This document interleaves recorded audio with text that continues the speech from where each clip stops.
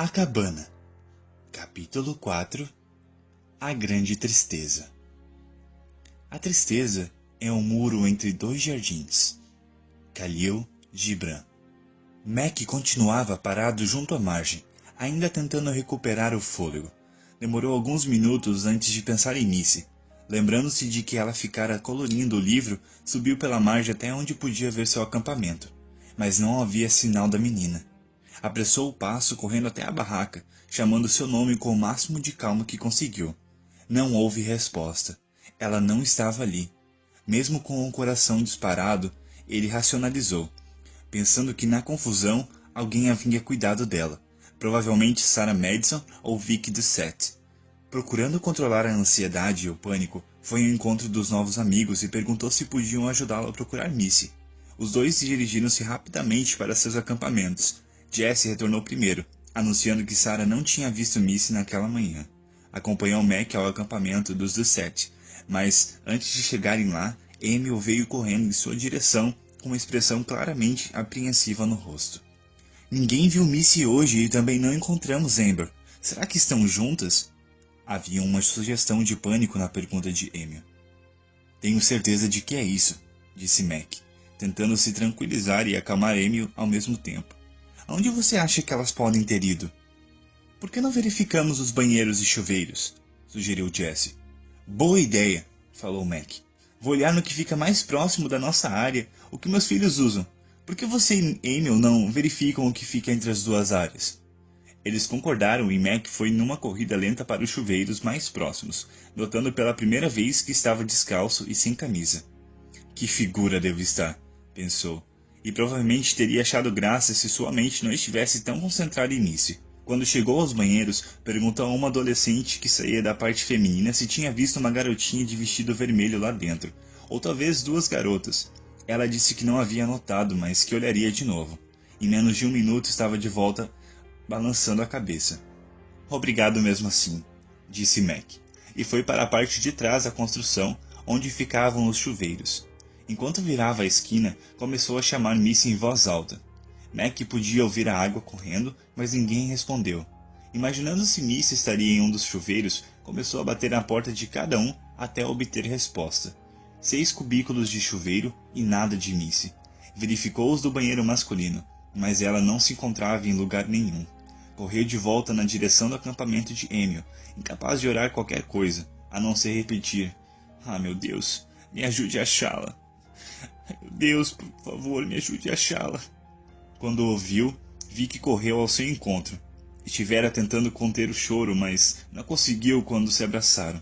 De repente, Mac desejou desesperadamente que não estivesse ali. Ela saberia o que fazer. Pelo menos qual seria a coisa certa. Ele se sentia totalmente perdido. Sarah levou Josh e Kate para o seu acampamento, portanto não se preocupe com eles, disse Vicky em meio aos soluços. Meu Deus, pensou Mac, percebendo que tinha esquecido completamente de seus outros 2 filhos. Que tipo de pai sou eu? Mesmo sentindo-se aliviado porque Sarah estava cuidando deles, desejou ainda mais intensamente que não estivesse ali. Nesse momento, Emil e Jesse apareceram. Emil aparentando alívio e Jesse parecendo tenso com uma corda esticada. Nós a encontramos! Exclamou Emil, o rosto se iluminando e depois ficando sombrio ao perceber o que estava dizendo. Quero dizer, encontramos Amber. Ela voltou do banho que foi tomar em outro lugar onde havia água quente. Disse que tinha falado com a mãe, mas vi que provavelmente não escutou. Sua voz parou no ar. Mas não encontramos Missy, acrescentou Jesse rapidamente, respondendo à pergunta mais importante. Amber também não a viu hoje. Mac, temos de contatar as autoridades do camping e imediatamente botar todo mundo procurando Missy. Talvez no meio da agitação ela tenha se assustado e se confundindo e simplesmente saiu andando e se perdeu. Ou talvez estivesse tentando nos encontrar e caminhou na direção errada. Você tem uma foto dela? Talvez haja uma copiadora no escritório e poderíamos fazer algumas cópias para economizar tempo. Eu tenho uma foto na carteira. Mac enfiou a mão no bolso de trás e por um segundo entrou em pânico ao não encontrar nada ali. Achou que poderia estar no fundo do lago Aloha, mas então lembrou que a deixara no carro depois da viagem de teleférico no dia anterior. Os 3 voltaram ao acampamento de Mac, Jessie correu na frente para avisar Sarah que Amber estava em segurança, mas que Missy não fora encontrada. Chegando ao acampamento, Mac abraçou Josh e Kate, tentando parecer calmo. Tirando a roupa molhada, vestiu uma camiseta e jeans, meias secas e um par de tênis. Sarah prometeu que ela e Vic ficariam com seus filhos mais velhos e sussurrou que estava orando por ele e Missy. Mac agradeceu dando-lhe um abraço rápido e depois de beijar os filhos, juntou-se aos outros 2 homens que corriam para o escritório do camping. A notícia do resgate na água havia chegado à pequena sede e todos se mostravam animados. O clima mudou rapidamente quando souberam do desaparecimento de Missy. No escritório, havia uma copiadora e Mac, depois de tirar várias cópias do retrato da filha, as distribuiu. O jovem subgerente Jeremy Bellamy ofereceu-se para ajudar na busca. Então, eles dividiram o terreno em 4 áreas e cada um saiu levando um mapa, a foto de Missy e um walkie-talkie. Era um trabalho lento e metódico, lento demais para Mac, mas ele sabia que esse era o modo mais lógico de encontrá-la se ainda estivesse no camping. Enquanto andava entre barracas e trailers, orava e fazia promessas. Tinha consciência de que prometer coisas a Deus era idiota e irracional, mas não conseguia evitar. Estava desesperado para ter Missy de volta e sem dúvida Deus sabia onde ela se encontrava. Muitos campistas estavam acabando de arrumar suas bagagens para ir embora. Ninguém tinha visto Missy ou qualquer menina parecida com ela. A pequenos intervalos, cada grupo de busca entrava em contato com o escritório para saber se havia alguma novidade.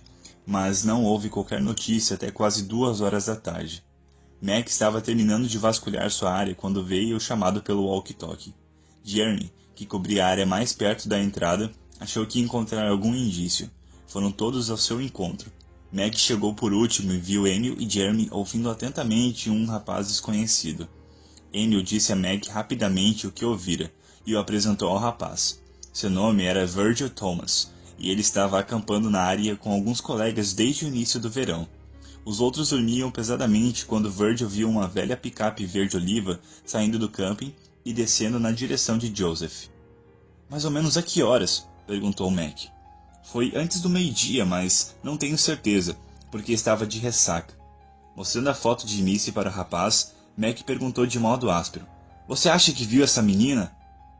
Quando outro cara me mostrou essa foto antes, ela não me pareceu familiar, respondeu Virgil olhando de novo. Mas então quando ele disse que ela estava usando um vestido vermelho vivo, lembrei que a menininha na picape verde estava com um vestido dessa cor. Vi que ela estava rindo ou berrando, não dava para saber. Então tive a impressão de que o motorista lhe deu um tapa ou a empurrou para baixo, mas acho que ele também podia estar só brincando. Mac ficou paralisado. Apesar de assustadora, infelizmente essa informação era a única que até então fazia sentido. Explicava porque não havia encontrado nenhum traço de Missy, mas tudo dentro dele não queria que fosse verdade. Virou-se e começou a correr para o escritório, mas foi contido pela voz de Emil. Mac, para! Nós já falamos com o escritório pelo rádio e avisamos o xerife de Joseph. Eles vão mandar alguém para cá agora mesmo e estão emitindo um boletim de busca para a picape. Nesse momento, 2 radiopatrulhas entraram no camping. A primeira foi direto para o escritório e a outra para a área onde os homens se concentravam. Mac correu ao encontro do policial, um rapaz de cerca de 30 anos que se apresentou como Dalton, e começou a ouvir as pessoas. Nas horas seguintes, houve um movimento crescente de reação ao desaparecimento de Missy. Expediram uma ordem de busca, bloquearam a autoestrada e os guardas florestais da área foram avisados para ficarem atentos. Isolaram o acampamento dos Phillips com fitas, caracterizando-os com uma cena de crime. E todos nas imediações foram interrogados. Virgil forneceu o máximo de detalhes que pôde sobre a picape e os seus ocupantes, e a descrição foi enviada a todos os órgãos policiais mais importantes. Os oficiais de campo do FBI em Portland, Seattle e Denver foram alertados. Não estava a caminho, trazida de carro por sua melhor amiga, Marianne. Trouxeram cães rastreadores, mas as pistas de Missy terminavam no estacionamento próximo, aumentando a probabilidade de que a história de Virgil fosse verdadeira.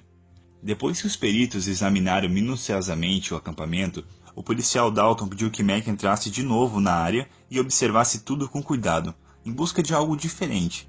Mac sentia-se tão desesperado para ajudar de alguma forma que, mesmo exausto, concentrou a mente na tentativa de se lembrar de qualquer detalhe. Com cautela, refez seus passos, o que não daria em troca de ter a chance de recomeçar o dia desde o início. mesmo queimando os dedos e derrubando de novo a massa de panqueca. Voltou-se novamente para a tarefa designada, mas nada parecia diferente do que recordava.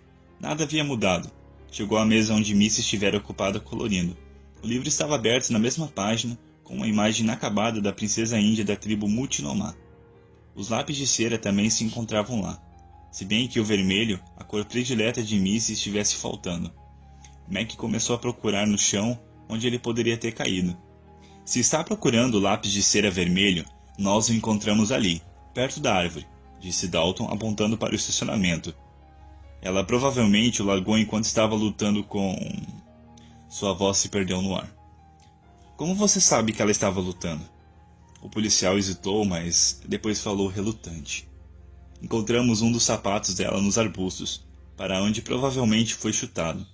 Você não estava aqui na hora, por isso pedimos ao seu filho para identificá-lo.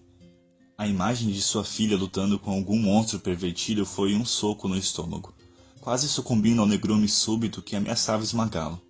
Mac se apoiou na mesa para não desmaiar ou vomitar. Foi então que notou um broche de joaninha cravado no livro de colorir. Retornou à consciência como se alguém tivesse aberto um vidro de sais sob seu nariz. — De quem é isso? Perguntou a Dalton apontando para o broche. — De quem é o quê? — Esse broche de joaninha. Quem pôs isso aí? — Nós achamos que fosse de Missy. O broche não estava aí de manhã? — Tenho certeza, afirmou Mac enfático. Ela não tem nada assim. Tenho absoluta certeza de que não estava aí de manhã. O policial se comunicou pelo rádio e em minutos os peritos retornaram e levaram o broche.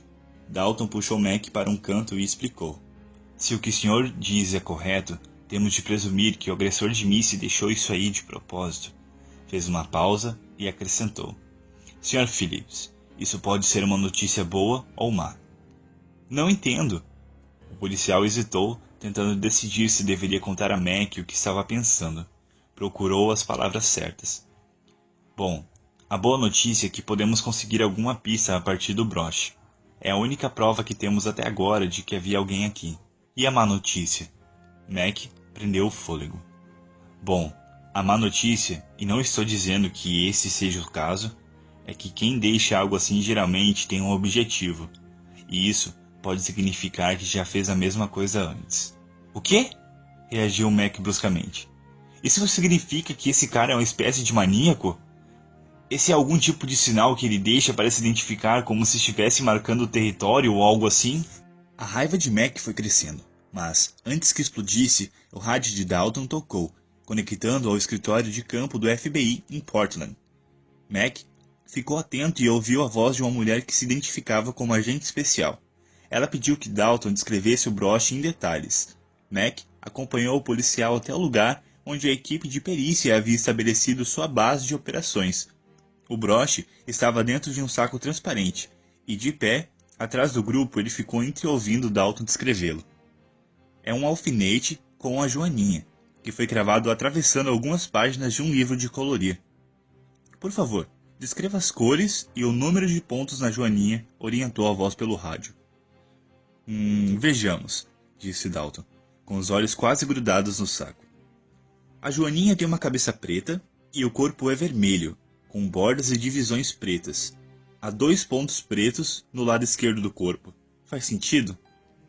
Perfeitamente. Por favor, continue, disse a voz com paciência. E do lado direito da joaninha há 3 pontos, de modo que são 5 ao todo. Houve uma pausa. Tem certeza de que são 5 pontos? Sim, senhora, são 5 pontos. Certo. Agora, policial Dalton, poderia virar o broche e dizer o que há na parte de baixo da joaninha? Dalton virou o saco plástico e olhou com cuidado. Há algo gravado embaixo, agente. Deixe-me ver. Parece uma espécie de número de modelo. C K 146. Acho que é isso. É difícil ver através do saquinho. Houve silêncio do outro lado. Mac sussurrou para Dalton. Pergunte a ela o que isso significa. O policial hesitou e depois obedeceu. Agente, você está aí? Sim, estou. De repente a voz pareceu cansada e oca. Ei, Dalton, há algum lugar isolado onde você e eu possamos conversar? Mac assentiu com ênfase e Dalton captou a mensagem. Espere um segundo. Pousou o saco com um broche e saiu da área permitindo que Mac o seguisse. Pronto, agora estou sozinho. Pode me dizer o que é. Estamos tentando pegar esse cara há quase 4 anos, perseguindo em mais de 9 estados. Recebeu o apelido de matador de meninas, mas nunca repassamos o detalhe da Joaninha para ninguém. Portanto, mantenha isso em segredo. Acreditamos que ele seja responsável pelo sequestro e morte de pelo menos 4 crianças até agora. Todas as meninas, todas com menos de 10 anos. A cada vez ele acrescenta um ponto à Joaninha, de modo que essa seria a de número 5. Ele sempre deixa os broches em algum lugar da área do sequestro. Todos têm o mesmo número de modelo. Mas não conseguimos descobrir de onde elas vieram originalmente, nem encontrar o corpo de nenhuma das 4 meninas. Mas temos bons motivos para acreditar que nenhuma delas sobreviveu. Todos os crimes aconteceram em campings ou próximo de campings, perto de um parque estadual ou uma reserva. O criminoso parece se mover com habilidade em florestas e montanhas. Não nos deixou, em todos os casos, absolutamente nada além do broche. E o carro? Temos uma descrição bastante boa da picape verde em que ele fugiu. Ah, vocês provavelmente vão encontrá-la.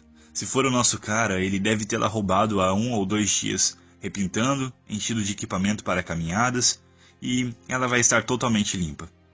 Enquanto ouvia a conversa de Dalton com o agente especial, Mac sentiu o resto de esperança se esvair. Sentou-se frouxo no chão e enterrou o rosto nas mãos. Pela primeira vez desde o desaparecimento de Missy, permitiu-se considerar o alcance das possibilidades mais horrendas e, assim que isso começou, não parou mais. Imagem de coisas boas e coisas terríveis misturadas num desfile apavorante. Algumas eram instantâneas, abomináveis de tortura e dor. De monstros e demônios da escuridão mais profunda, com dedos de arame farpado e toques de navalha, de Missy gritando pelo pai e ninguém respondendo. Misturados com esses horrores, havia lampejos de outras lembranças. A menina aprendendo a andar, com um ranço lambuzado de bolo de chocolate, fazendo caretinhas engraçadas, sobrepunha-se a todas as imagens tão recentes de Missy caindo no sono, aninhada no colo do pai. Imagens implacáveis. O que ele diria a Nan? Como isso podia ter acontecido? Deus, como isso podia ter acontecido?